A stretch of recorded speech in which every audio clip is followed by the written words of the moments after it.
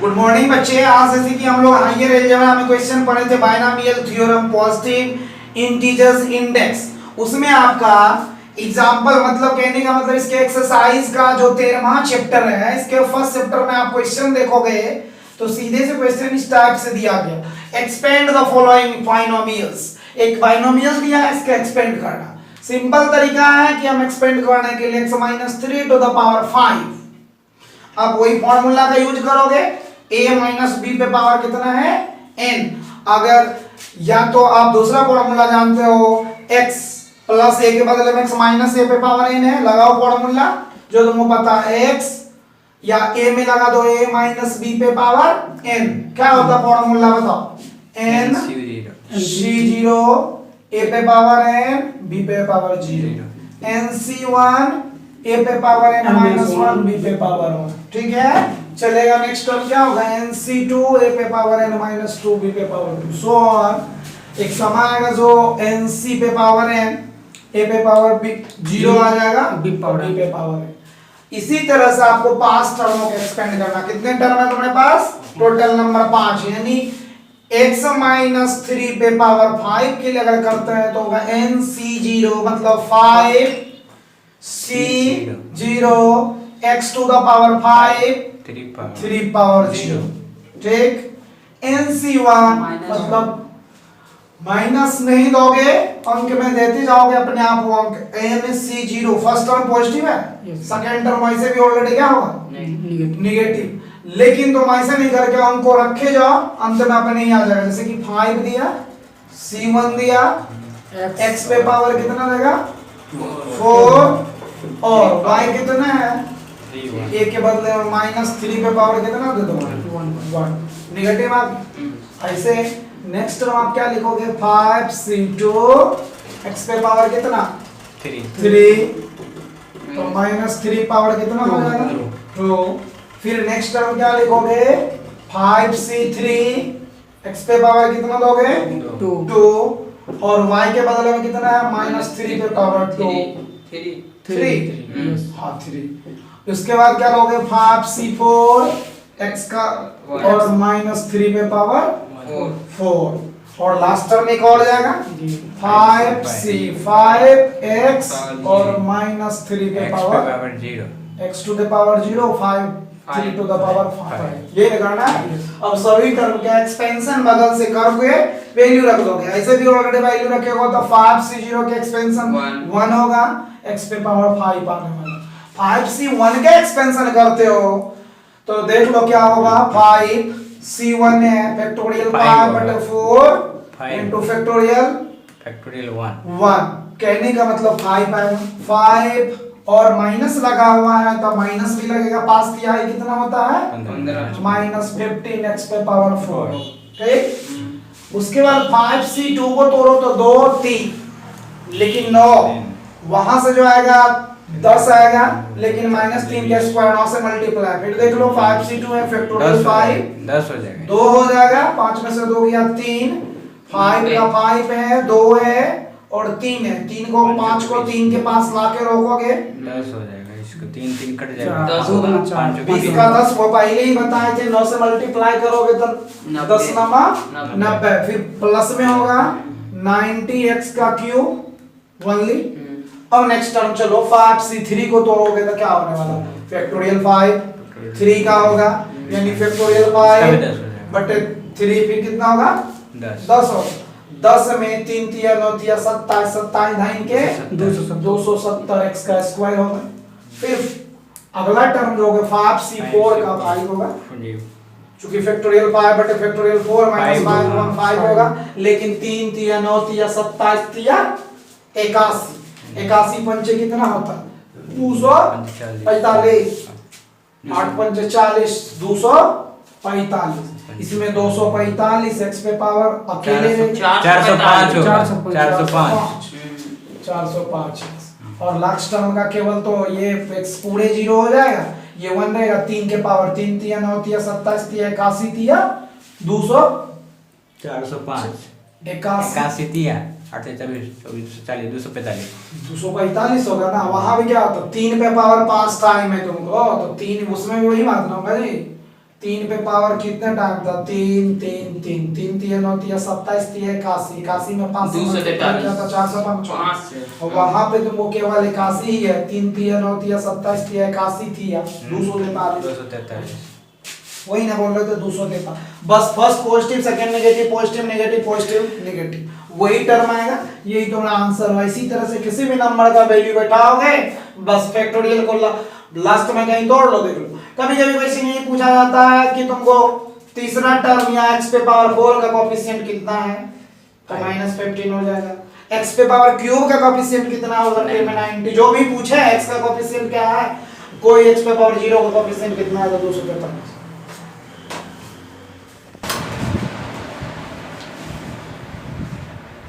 जैसा कि 1 से लेकर के 12 तक में सेमी प्रॉब्लम है, उसी मेथड से अप्लाई करोगे फॉर्मूला लगाओगे आपका आंसर आएगा।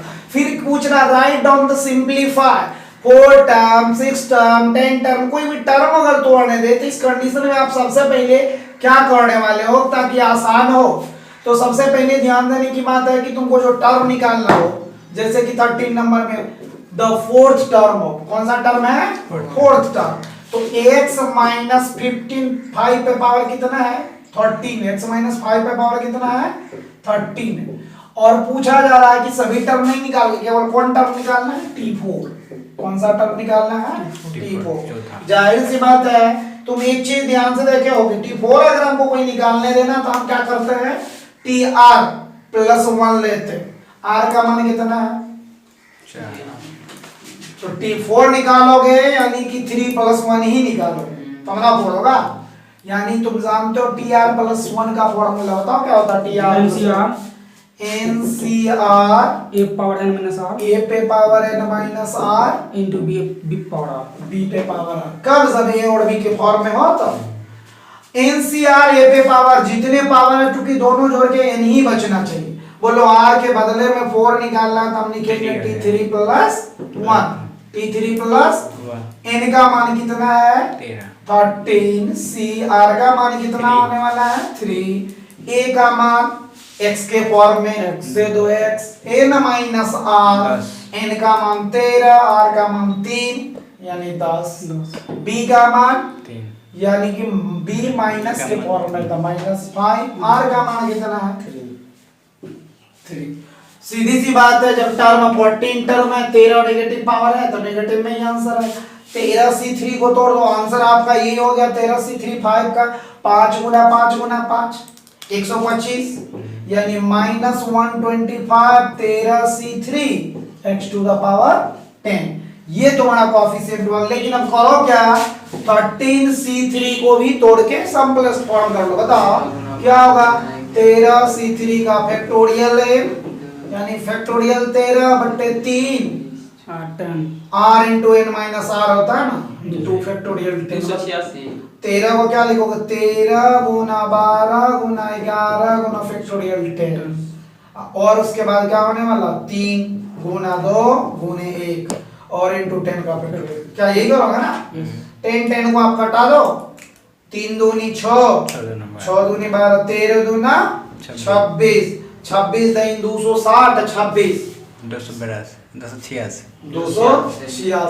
अब 286 से काम चलने वाला नहीं 125 से गुना भी करना पड़ेगा। 125 गुना 286 x टू द पावर 8 से 10 भागा कर देंगे उसको और उसके बाद आप क्या करोगे? 3 0 लगा के 8 से भागा कर देंगे उतना ही होगा। देखिए बस इसको ना गुना कर लो जो आंसर होगा 3 0 लगे वही सीधे गुना करके तुम लिख सकते हो जो तुम्हारा आंसर होने वाला है वही आंसर 3 0 क्या बोले? जैसे कि तुमको निकालना फाइंड द टर्म, कोई टर्म निकालना सवाल क्वेश्चन भले बट टाइम हो कुछ भी हो। जैसे कि देखो 21 में टर्म तो निकालना समझ आएगा। अब बिना टर्म का क्वेश्चन देखो जैसे 21 में x प्लस √2 उस पे पावर है 4 प्लस x माइनस √2 पे पावर कितना है? 4। यहाँ नहीं करा कि टर्म निकालो कुछ भी निकालो फाइंड द वैल्यू निकालो।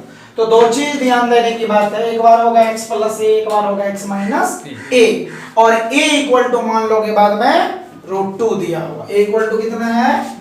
तो सबसे पहले लगा दो फॉर्मूला x प्लस a पे power 4 plus x minus a पे पावर 4। बताओ तो क्या होगा?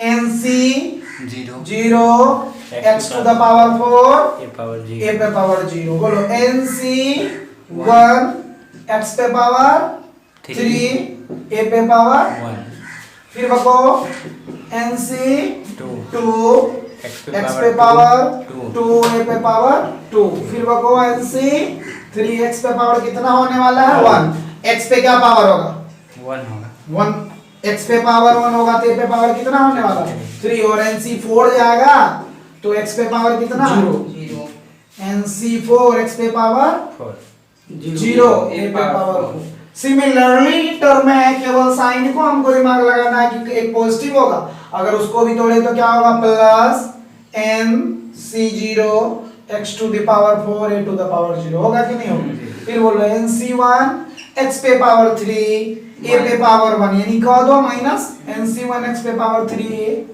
फिर बोलो NC2 x पे पावर कितना होने वाला है x पे पावर 2 a पे पावर 2 NC3 x पे माइनस 2 NC3 x पे पावर कितना होगा 1 a पे पावर 3 NC4 x पे पावर 0 a पे पावर 4 अब बोलो दोनों को ऐड करोगे तो एक एक टर्म के बाद वाला टर्म क्या होगा कैंसिल आउट इससे कैंसिल आउट कर दो ये टर्म को इस टर्म से कैंसिल आउट कर दो ये सब तो टर्म बचेगा ही बचेगा अब सिमिलरली n जितना है वो रख दो a को a माने हो √2 को a जहां से आवा √2 दोगे बताओ NC0 का पूरा टर्म क्या होगा 1 होगा 1 होगा तो क्या लिखा गया x पे पावर 4 1 ली सेकंड टर्म के लिए क्या होगा था बोलो 4c2 x का स्क्वायर a के बदले में कितना है √2 लेट कर लो a इक्वल टू कितना है √2 तो बताओ a का स्क्वायर है दैट मींस √2 का स्क्वायर कोई दिक्कत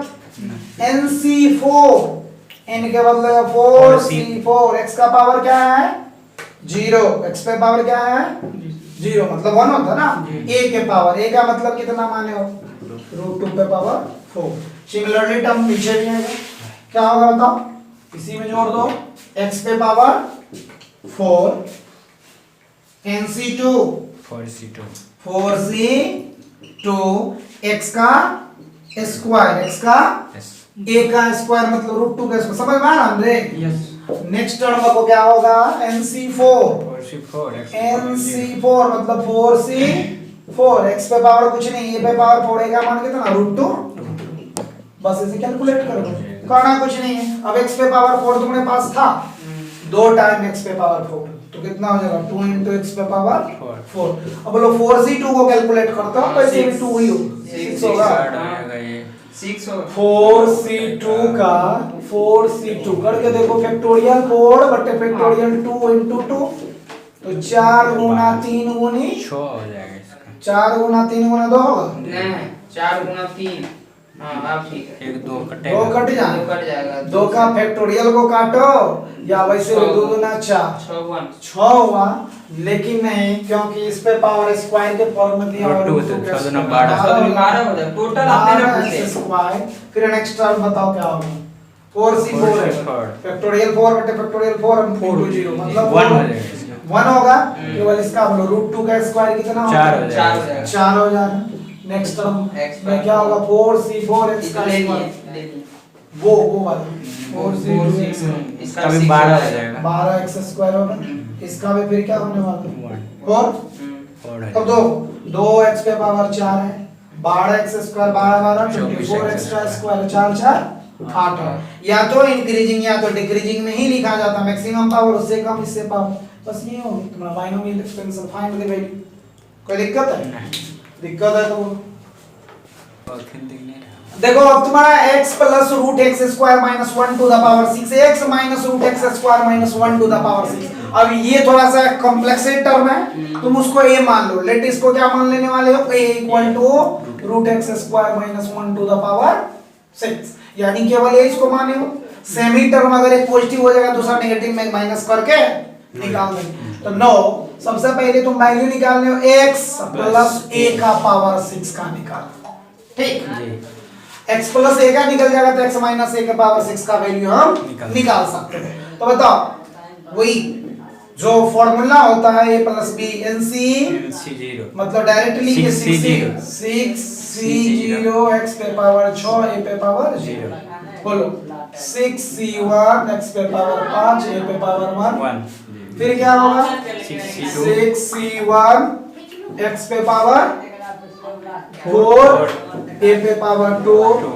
6c1 ओ सॉरी 6c1 हुआ 6c2 होगा 6c3 x पे पावर 3 a पे पावर 3 6c4 x पे पावर 4 x पावर 2 और a पे पावर 4 होगा यस नेक्स्ट टर्म बताओ क्या होगा 6c5 x पे पावर 1 बताया सब बाकी बोले a पे पावर 5 5 6 से 6 जी x पे पावर पूछना जी a पे power 6 no complexes we all putting the value सब वैल्यू को आप पुट करो सबसे पहले बताओ 6c0 का वैल्यू कितना 1 1 होगा x और 6 6 बचेगा उसका क्या होगा 6 हो जाएगा 6 हो x पे पावर 5 हो ठीक a है रहने देते हैं बताओ उसके बाद क्या होगा 15 62 का 15 x पे पावर 4 a नेक्स्ट बोलो क्या होगा 10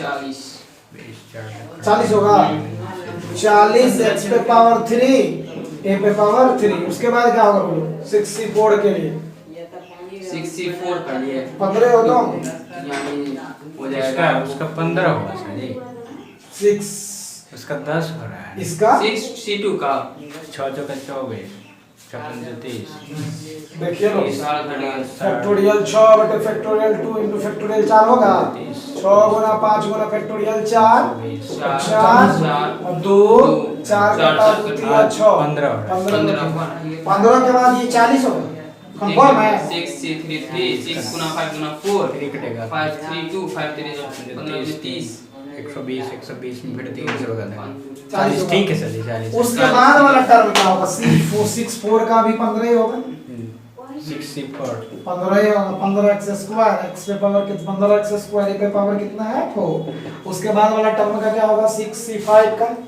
65 का हो जाएगा 6 हो जाएगा 6 हाँ 6 हो जाएगा, हाँ। 6 a पे पावर 5 और अंतिम टर्म का कितना होगा 1 केवल a मान power लीजिए 6 पावर 6 बाबू ने एक चीज ध्यान दो ये पूरे पॉजिटिव के लिए इतना माने तो ये टर्म नेगेटिव में है एक पॉजिटिव एक negative similarly no can divide आप क्या लिख सकते हो x पर पावर 6 माइनस 6x पर पावर 5 पे फिर बोलो 15x पे पावर 4 a स्क्वायर फिर क्या करोगे माइनस 40x पे पावर 3 a का स्क्वायर फिर बको क्या होगा प्लस 15x स्क्वायर a पे पावर 4 फिर क्या होगा माइनस 6x a पे पावर 5 फिर क्या होगा प्लस a पे पावर अब दोनों को जोड़ दो काट दीजिए तुम्हारा ये फॉर्मूला कहां से आया यहां से लेकर यहां तक सेम ही है ना x पे पावर 6 वाला जुटेगा लेकिन उसके बाद वाला कैंसिल आउट फिर रहेगा फिर उसके बाद वाला कैंसिल आउट फिर एक रहेगा उसके बाद वाला फिर क्या होगा कैंसिल आउट समझ में आ रहा है चूंकि माइनस लगा था पता ही ये पावर जब रहते हैं पॉजिटिव एक नेगेटिव एक पॉजिटिव एक नेगेटिव अब जो बचा उसको रखो x पे पावर कितना बचा 2x पावर 6 x 2x पे पावर 6 किसी को दिक्कत है अब तो 15 है x पे पावर 4 है a स्क्वायर है बट a स्क्वायर ये है ये इसीलिए माने सुविधाजनक होने के अब हमारे पास बचा है x स्क्वायर माइनस 1 कोई दिक्कत उसके बाद वाला टर्म को 15x स्क्वायर है a पे 4 है बताओ x स्क्वायर माइनस 1 का होल स्क्वायर होगा 4 है स्क्वायर का स्क्वायर चूंकि a के स्क्वायर दोगे तो a वाला कटेगा इसके बाद वाला टर्म क्या होने वाला और जोड़ देते हैं जोड़ देते हैं एक ही बार लिखते हैं ये जाते हैं तो बात बराबर होगा 15x बीच वाला स्क्वायर लिखिए हे x स्क्वायर ये बीच वाला लिखिए ये बीच वाला ये 15x पावर 4 नहीं उसके बाद हम आएंगे पहले यहाँ तक आ गया अब ना ये टर्म के पास आओ हम जो 15 है x पे पावर कितना है 4 है a का स्क्वायर मतलब जो क्वेश्चन है वही करो x square minus x square minus 1 होगा और उसके बाद वही टर्म है नहीं हो गया a पे पावर 6 है a पे पावर 6 है मतलब x स्क्वायर -1 माइनस 1 पे पावर 4 6 है तो 4 हाँ 3 ना उसको 4 है अब 3 करोगे 6 के लिए तो कैसे ठीक ठीक ठीक है ठीक है बस अब सबको जोड़ो, देखो 2x पे पावर कितना है, 2x पे पावर कितना है, 15x पे पावर कितना है, अतः पता करते हो चूंकि 15x का स्क्वायर से फिर मल्टीपल होगा तो 15 पर पावर 6 और उधर भी 15 दूना 30, 30 से 32, 32 दूना 64 पे कितना पावर हो जाएगा, लिख दे काम डायरेक्ट लिख दे, बोलो इसको जोड़ोगे तो कितना हो 64x पे पावर कितना हो जाएगा 6 और नेक्स्ट टर्म को मल्टीप्लाई करोगे तो x पे पावर कितना बचेगा 4 वाला बचेगा, 15x पे पावर 4 वहां भी 15x पे पावर 4 वहां भी जाए 90, 15 दूना 30 दूना 60 कितना होगा 94, x पे पावर कितना होगा 4, x पे पावर कितना होगा 4, एक पॉजिटिव है तो फिर नेगेटिव तीसरा क्या होगा 18 दूना 36x स्क्वायर माइनस 2, यही होगा इसका आंसर जो कि तुम कैलकुलेट करने के बाद लाते हो।